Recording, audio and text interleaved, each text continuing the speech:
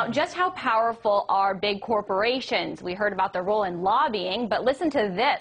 The website Cryptome published a Microsoft document that showed the company stores private user information. Well, what happened? Microsoft had the site shut down. Joining us now is the site's creator, John Young, from our New York studio.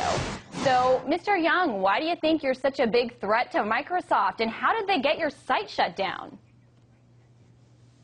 They used a sly technique of the copyright law, which allows instantaneous shutdown, basically, and does not require a court order or litigation to do so. And it's a very common tactic that corporations are using right now to censor the web. Now, why do you think you're such a threat to Microsoft? Well, I think it's not only a threat to Microsoft, it's a threat to their client, which is the law enforcement agencies, who do not want the public to know that this is going on. So I think that Microsoft is just fronting for the law enforcement people. Interesting. So you think that perhaps the government is behind this and Microsoft was just the front guy? That's correct. Now, you have, for more than 10 years, been putting government documents on your website. You put this Microsoft document up there. Have the federal agents been after you before? What kind of run-ins have you had? We hear from police officials, FBI, and others regularly. Turns out because we're not doing anything illegal, they haven't found a way to shut us down. That's why they're using a subterfuge like copyright. And this is part of a worldwide phenomenon to clamp down on the Internet, using copyright and a variety of other civil means rather than openly doing it by law enforcement. It's happening in the U.S. and other countries, the very same means, because if the government was admitted it was behind it, it would cause an outcry. So they're using these subterfuges to do it. How? How are they getting Microsoft to do that sort of thing?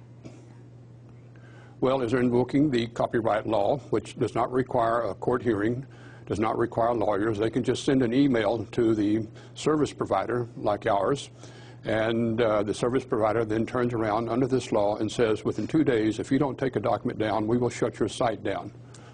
And so that's what this law allows. And so it's a law that's very convenient for this purpose. There are other laws that serve the same purpose, but it basically deflects attention from the fact of who benefits from this.